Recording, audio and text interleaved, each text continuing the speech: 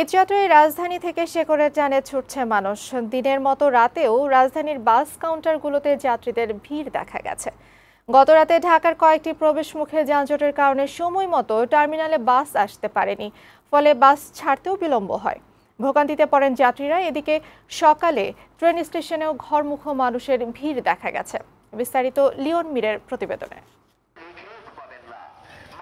রাজধানীর প্রবেশদ্বার গাবতলী সড়কের মধ্যরাতের চিত্র এটি। এই যানজট কল্যাণপুর থেকে আমিনবাজার গিয়ে ঠেকেছে। এর ফলে সময়মতো ঢাকায় দূরপাল্লার গাড়ি প্রবেশ করতে পারেনি। এজন্য রাতে শিডিউল মেনে ঢাকা ছাড়তে পারেনি ঈদযাত্রার গাড়িগুলো।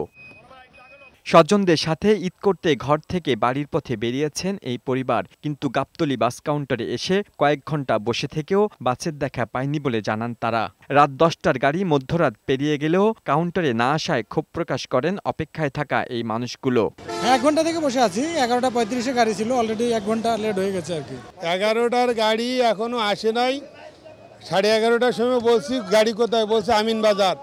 12:30টায় বলছি গাড়ি কোথায়, বলছে আমিনবাজার। আমরা তো 10:30টার সময় আসছি, আমার কাছে 11টার সময় গাড়ি। 11টা থেকে এখন তো 12টা 1টা বাজে গেছে, কোনো গাড়ির খবর নাই। গাবতলীর গরুর হাটের কারণেই এই যানজটের সৃষ্টি হয়েছে বলে জানান বাস কাউন্টারের কর্মীরা। গরুর ট্রাক মানে গাড়ি তালে পাল্লা গাড়ি ঢুকাইতেছে, এই জন্য জ্যাম বেশি লাগতেছে। গাড়ি মানে ছাড়ার সময়টা ঠিক হচ্ছে না, কেননা ওইখানে গাবতলীতে যে গরুর হাটটা, সেই গরুর হাটের জন্য আমরা ঠিক টাইম মতো গাড়িগুলো পাচ্ছি না। এদিকে অনলাইনে টিকিট কেটে প্রতারণার শিকার হয়েছেন বলে অভিযোগ করেন কোনো যাত্রী। আমি তো অনলাইনে 1800 টাকা দিয়ে কাটছি, কিন্তু এখন এখানে এসে দেখতেছি যে 1200-1300 টাকায় টিকিট পাওয়া যায়। তো আমি অনেক প্যানিক হয়ে গেছিলাম, এই কারণে আমি কেটে ফেলছি 800 টাকায়। এছাড়া সকালে ট্রেন স্টেশনেও ঘরমুখো মানুষের ভিড় দেখা গেছে। স্বজনদের সঙ্গে ঈদ উদযাপন করতে নিরাপদে বাড়ি ফিরতে চায় এসব ঘরমুখো মানুষগুলো। লিওন মির, বৈশাখী সংবাদ, ঢাকা।